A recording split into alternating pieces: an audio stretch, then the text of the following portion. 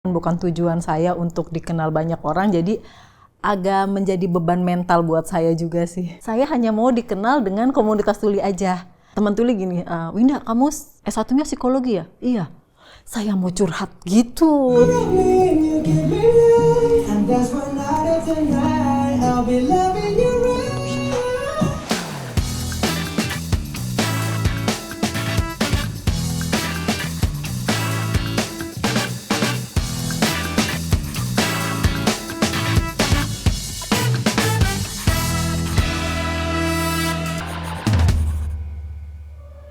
Kerap kali, sedari bangun pagi ia langsung menyiapkan tirai, mematut diri untuk memulai profesi.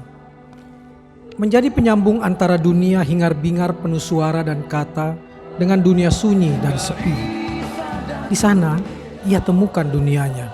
Dan aku, katanya, sangat mencintai mereka.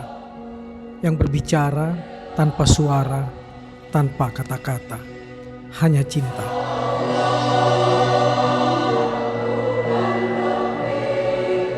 Mas tahu Winda Utami nggak? Tahu, yang translatornya di 17 Agustus itu ya? Itu mah sering muncul di itu ya, acara Agustusan di Istana Negara itu ya? Yang jadi penerjemah lagunya Rungkat ya Mbak ya? Yang bahasa isyarat untuk HUT RI? Pernah sih ya. Abang kamu pernah ngeliat nggak? Bu Winda kan? Ya pernah denger sih. Enggak. Komunikasi bukan semata menggunakan deretan huruf, kata, dan angka. Juga bukan semata menggunakan bunyi dan kekuatan bunyi, tapi juga isyarat. Dan isyarat yang terkandung di dalamnya sama kuatnya seperti lari puisi yang menggunakan kekuatan bunyi dan kata. Untuk membuktikannya, teman bicara Maman kali ini adalah seorang juru bicara atau juru bahasa isyarat. Winda Utami. Ini artinya? Tepuk tangan. Tepuk tangan. Oke. Winda, kamu sadar nggak kalau kamu sekarang viral? Bahkan bukan dari sekarang, dari 2022 ketika kamu jadi juru bahasa isyarat untuk lagu Ojo Dibanding-bandingke ketika Farel tampil di Istana Negara pada tanggal 17 Agustus 2022. Ditambah lagi sekarang dengan Rungkat.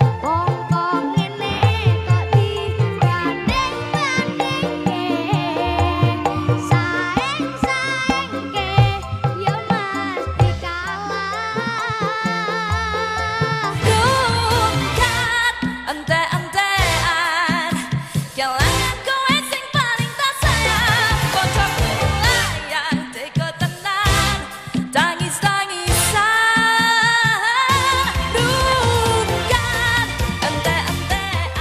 17 Agustus 2023. Kalau viral tahu sih Kang, cuman karena itu mungkin bukan passion saya dan bukan tujuan saya untuk dikenal banyak orang, jadi agak menjadi beban mental buat saya juga sih. Iya, kenapa? Iya karena keinginan saya itu sebenarnya bukan untuk dikenal luas banyak orang. Jadi lucu juga sih, maksudnya kayak saya tuh sebenarnya suka dunia panggung. Saya juga dulu sempat berteater sama teman-teman tuli. Ketika di Solo. Di Solo. Dan bahkan itu penontonnya waktu itu di TBJT itu hampir full 400 orang nonton. Cuman TBJT. Taman Budaya Jawa Tengah. Jawa Tengah. Iya. Jadi pas viral ini agak berat karena tujuan saya sebenarnya kan buat teman-teman tuli. Saya hanya mau dikenal dengan komunitas tuli aja. Saya pengen lebih yang tahu udah mereka aja gitu. Cuman sekarang ketika viral kan jadi banyak orang yang tahu ya, mungkin saya belum siap secara mentalnya di situ kali. Memangnya ada dampaknya secara mental buat kamu? Ya karena jadi banyak orang yang tahu ya, jadi kayak saya nggak suka aja orang banyak tahu saya gitu. Nggak nyaman, lebih nggak nyaman. Waktu kamu terpilih untuk menjadi juru bahasa ya, juru bahasa isyarat lagunya Farel, ketika Farel tampil di Istana Negara dengan lagu Ojo Dibanding-bandingke, itu prosesnya gimana? Kalau waktu Farel itu spontan. Spontan? Karena tidak ada di rundown. Jadi saya udah dapet rundownnya, kita latihan itu 3 kali. Gladi kotor 2 kali, gladi bersih sekali. Untuk? Untuk 17 Agustus. Untuk Semua proses upacara 17 Agustus. Penaikan dan penurunan kita itu ada gladi kotor selama 2 hari. Terus berarti 13, 14, 15 itu gladi bersih, 16 kita istirahat. Ya.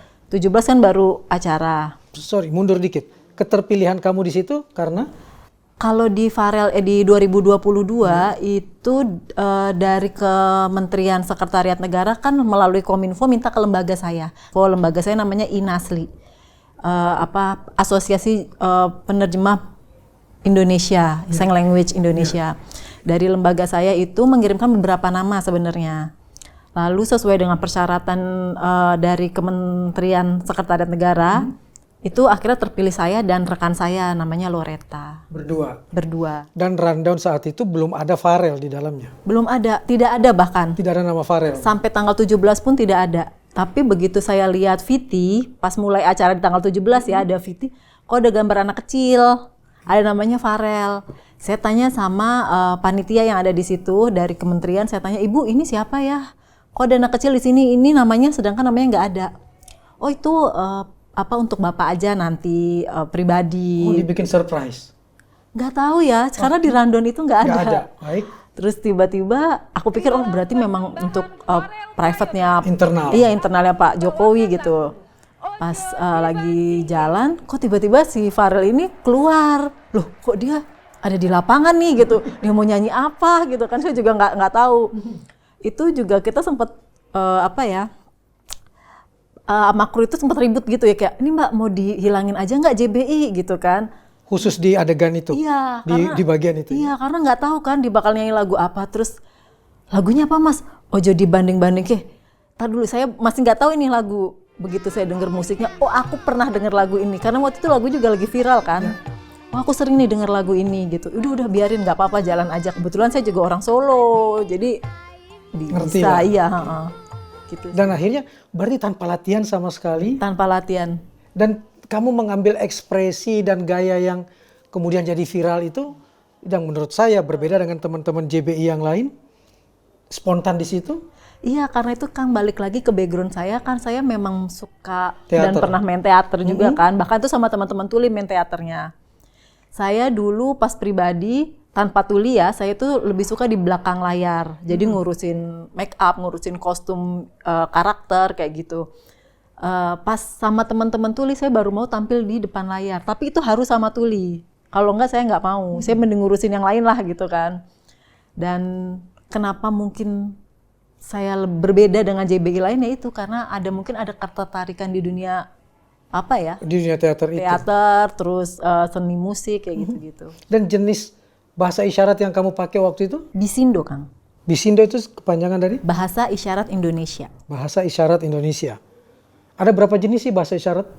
Kalau di Indonesia itu ada 2. Yang besarnya ya 2 ya? Ada 2. Yang pertama itu SIBI. SIBI itu Sistem Isyarat Bahasa Indonesia. Jadi bahasa kita orang dengar yang SPOK ini diisyaratkan. Makanya disebutnya sistem.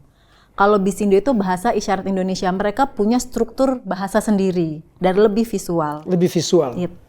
Misalnya saya nyebut Indonesia negara berkembang. Kalau SIBI? Kalau SIBI yang saya tahu ya, Indonesia negara dia ada awalan, akhiran, dan sisipan. Okay. Berkembang. Itu SIBI? SIBI. Kalau Bisindo, Indonesia negara, kita pakai ekspresi sama gerakan isyarat. Ini kan negara yang besar dan berkembang. Sedangkan kalau yang di SIBI pakai berkembang, ini tuh kembang yang untuk tumbuh-tumbuhan. Kalau saya makan pepaya? Pepaya. Misalnya kalau SIBI ya, saya makan paya. Tapi kalau Bisindo, lebih visual. Lebih visual. Jadi buahnya dulu, objeknya dulu, kita apa itu, terus ini kan posisinya saya. Berarti emang saya yang lagi makan gitu. Tapi dalam tulisan saya memakan pepaya.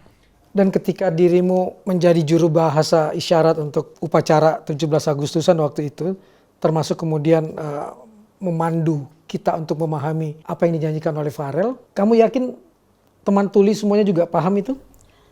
Setelah saya waktu itu sih saya nggak kepikiran yakin atau enggak ya Kang, karena saya hanya mengisyaratkan apa yang saya pelajari selama 10 tahun terakhir. Saya Menggunakan Bisindo ini. menggunakan Bisindo.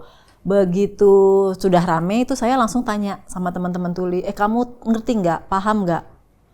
Dari semua teman-teman tuli yang saya tanya sih paham secara visual. Bahkan kemarin nih Kang yang waktu lagu Rungkat, saya ini kebetulan ketemu sama tuli Makassar. Delalahnya dia lagi meeting Zoom dengan teman-teman Gerkatin. Gerkatin itu organisasi tuli. Gerkatin Makassar. Terus saya ikutan dong, saya duduk di sebelahnya nyapa-nyapa dan mereka bilang, kita paham loh isyarat kamu 17-an bagus sekali gitu. Terus saya juga kaget ya karena saya nggak pernah ketemu dengan tuli Makassar sebelumnya dan dia bisa paham. Pak Jokowi itu kan J dari Jokowi terus metal. Karena Pak Jokowi suka musik metal.